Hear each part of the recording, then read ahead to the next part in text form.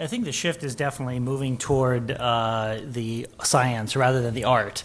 I've spoken with a lot of CMOs, and I've never seen anybody lose their job because they're really good at ROI. But a good billboard campaign isn't going to make up for that. So I think the shift is definitely moving. In one study, I looked at approximately what percentage of marketing spend was that marketers could account for an ROI, how much was actually measured. It was about 50%. And then asked the question, well, how much of the marketing spend could be accounted for? Could you actually get a hard ROI? And that was about 2/3. So in effect, they were delivering about 1/3. They could measure about 1/3 ROI on marketing spend, which isn't that much. So if there's a message, I'd say it has to kind of go the other way. Two other things. One is I've seen the P&L movement as well, both because I think CMOs are looking for a way to demonstrate accountability, and particularly if ROI isn't the only way to do it, P&Ls are a great way to do it, i.e. it gives legitimacy in the organization. And then also, particularly for new folks, I would say quick wins is another very good way to demonstrate accountability, particularly if you're trying to get traction in the organization. CMO comes in, does a brand audit, does a agency audit, great. But putting in good people and changing some of the structures and the processes need to happen sooner than later.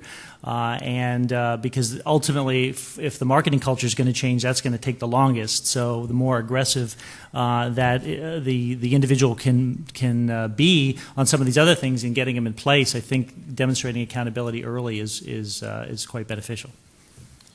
Yeah, I mean, I think in terms of the squeeze between the right brain and the left brain, how do you balance, just straight up marketing from a spreadsheet versus, manufacturing or driving emotion or brand preference. It's a big struggle, and I think that, for many marketers, this idea that you sort of have to have this art and science balance in a person, the CMO, whoever the head of marketing is. I think that a great CIO or a great CTO or a great CMO is someone that is a great business person and an entrepreneur. So I think the first step is just kind of knowing what you got to know what you don't know, and create an organization that does have the right brain and left brain, and you as a CMO are complemented by that, because I think that if you look at is your CMO, or if you're a CMO, do you think that you're a real candidate to be the next CEO of the company? And what would it take? And if CMOs are being dismissed as a possible candidate, why is that?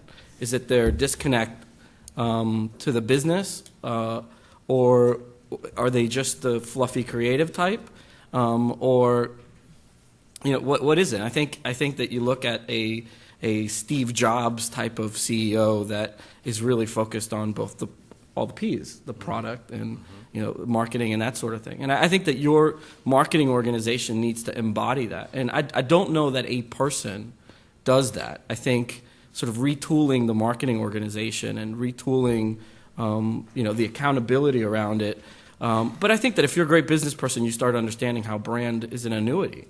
And it doesn't matter if you optimize, campaign A versus campaign B. If your brand is stronger, for some reason, it just works better. And if you can, if you can quantify that and monetize the equity that you have in your brand, then you're successful, and you'll probably keep a job for more than 18 months, right? That's yeah, 23.